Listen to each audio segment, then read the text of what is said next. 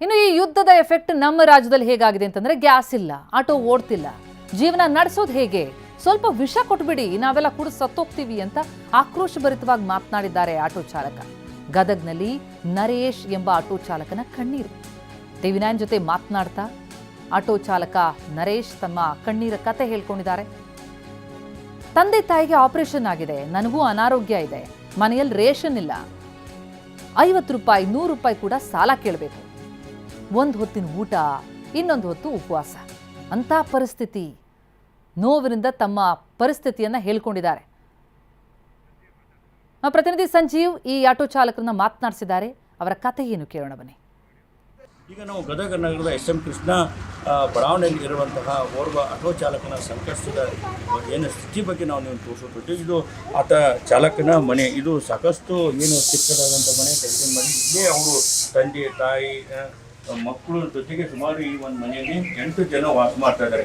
ಈ ಒಂದು ಮನೆಯ ಸ್ಥಿತಿ, ಆ ಆಟೋ ಚಾಲಕನ ಪರಿಸ್ಥಿತಿ ಹೇಗಿದೆ ಅನ್ನೋದನ್ನು ನಾವು ನಿಮ್ಗೆ ತೋರ್ತೀವಿ. ಯಾಕಂತಂದ್ರೆ ಈಗಾಗಲೇ ಯುದ್ಧದ ಹಿನ್ನೆಲೆಯಲ್ಲಿ ಏನು 60 ರೂಪಾಯಿ ಒಂದು kg 1 ಲೀಟರ್ ಇತ್ತು LPG, ಈಗ 100ರ ಏನು ಗಡಿ ತಲುಪಿದೆ. ಹೀಗಾಗಿ ಆ ಒಂದು ಆಟೋ ಚಾಲಕ ಸಂಪೂರ್ಣ ಏನು ಸಂಕಷ್ಟಕ್ಕೆ ಸಿಲುಕಿ ಒದ್ದಾಡುವಂತಹ ಸ್ಥಿತಿ ನಿರ್ಮಾಣ ಆಗಿದೆ. ಯಾಕಂದ್ರೆ ನಾವು ತಂದೆ ತಾಯಿನ ದುಡ್ಡು ಹಾಕಬೇಕು, ಈಗ ತಂದೆ ತಾಯಿ ನಮಗೆ ದುಡ್ಡು ಹಾಕುವಂತ ಪರಿಸ್ಥಿತಿ ಬಂದಿದೆ.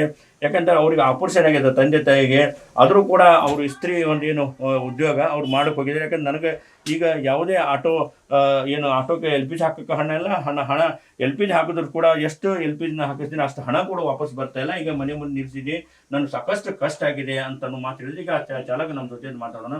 ಏನು ಸಮಸ್ಯೆ ಆಗ್ತದೆ? ಇಷ್ಟು ದಿನದಿಂದ ನೀವು ಆಟೋ ಚಾಲನೆ ಮಾಡಿದ್ರು ನಿಲ್ಸಿದ್ರಿ, ಏನೆಲ್ಲ ಸಮಸ್ಯೆ ಆಗ್ತದೆ ಸರ್?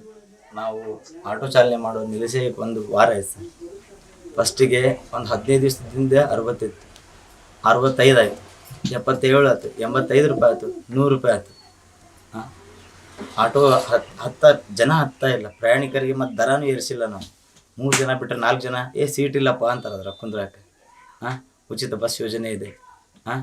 ಈ ಥರ ನಮ್ಮ ಮನೆಯಲ್ಲಿ ನೋಡಿದ್ರೆ ಒಂದು ಹೊತ್ತು ಊಟಕ್ಕೂ ಪರದಾಟ ಆಗ್ತಾಯಿದೆ. ನಮಗೆ ಯಾರ ಮುಂದೆ ಹೇಳ್ಕೊಳಕ್ಕೆ ಆಗ್ತಾಯಿಲ್ಲ ನಮ್ಮ ಪರಿಸ್ಥಿತಿ. ಅಂಥದ್ರಾಗ ಇವ್ರ ಕಡೆ ನಮ್ಮ ಅಧ್ಯಕ್ಷರ ಕಡೆ ಕೇಳ್ತೀವಿ, ಅಣ್ಣ 100 ರೂಪಾಯಿ ಕೊಡೋಣ, ಮನೆಗೆ ರೇಷನ್ ಇಲ್ಲ. ವಿಜಯ ಕಲ್ಮನೆ ಅಂತೇಳಿ ನಮ್ಮ ಅಧ್ಯಕ್ಷರು, ಪಾಪ ಅವರು ನಮ್ಗೆ ಭಾಳ ಸಹಾಯ ಮಾಡ್ತಾರೆ. ಹಣ ಹೆಂಗಿಲ್ಲ, ಹಿಂಗೆ ಮನೆ ಪರಿಸ್ಥಿತಿ ಗಡ್ಡೆ ಐತಿ. ಮೊನ್ನೆ ಅವರೇ ನಮ್ಗೆ ಸ್ವಲ್ಪ ಕಿರಾಣಿ ತಂದು ಕೊಟ್ಟೋದ್ರು. 1 ವಾರ ಆಯ್ತು ನಮ್ಮ ಮನೆಯಾಗ ಕುಂತು. ಅದ್ರಾಗ ಆ ತಾಯಿಗೆ ಅಪೆಂಡಿಕ್ಸ್ ಅಲ್ಸರ್ ಆಪ್ರೇಷನ್ ಆಗಿದೆ, 1 ಗಂಟೆ ಆಗಿತ್ತು, ಅದ್ರದ್ದು ಆಪ್ರೇಷನ್ ಆಗಿತ್ತು. ತಂದೆಗೆ ಎಕ್ಸಿಡೆಂಟ್ ಆಗಿದೆ. ಅಂಥದ್ರಾಗ ಅವ್ರು ಮತ್ತು ಅದ್ರಾಗೆ ಸ್ವಲ್ಪ ರಿಕವರಿ ಮಾಡ್ಕೊಂಡು ಮತ್ತೆ ಇಸ್ತ್ರಿ ಮಾಡೋಕೆ ಹೋಗೋದು. 1 ವಾರ ಆಯಿತು, ಫೈನಾನ್ಸ್ದವ್ರಿಗೆ ಯಾರೂ ಕಟ್ಟಿಲ್ಲ, ಹೋಗ್ತಾ ಇಲ್ಲ. ಅಲ್ಲಿ ಸ್ಟ್ಯಾಂಡ್ ಹತ್ರ ಹೋದರೆ ಅವ್ರು ಎಲ್ಲಿ ನನಗೆ ಹಿಡಿದು ಹೊಡಿತಾರೆ ಅನ್ನೋ ಸಂಕಟ. ಯಾಕಂದ್ರೆ 1 ವಾರ ಆಯ್ತು, ಯಾರಿಗೂ ಕಟ್ಟಿಲ್ಲ. ಅಲ್ಲಿ ಒಂದು 7-8 ಸಾವಿರ ರೂಪಾಯಿ, 10-10 ರೂಪಾಯಿ ಒಬ್ಬ 3 ಕಡೆ ತೊಗೊಂಡ್ಬಿಟ್ಟಿದ್ವಿ. ದಿನ ಅವ್ರು 100 ರೂಪಾಯಿ ತುಂಬಬೇಕು, 200 ರೂಪಾಯಿ ಗ್ಯಾಸ್, 200 ರೂಪಾಯಿ ರಿಪೋರ್ಟ್ ತುಂಬಬೇಕು. ಗಾಡಿ ಮನೆ ಕಡೆ ಹಚ್ಕೊಂಡು ನಿಂತೀನಿ. ಮಾಲಕರು ಕೇಳಿದ್ರೆ ಅವರು ಇಲ್ಲರಿ ಅಣ್ಣ ತೆಗಿತೀನಿ ಅಂತ ಹೇಳಿದ್ದೀನಿ. ಅದನ್ನು ಆಗ್ತಾಯಿಲ್ಲ.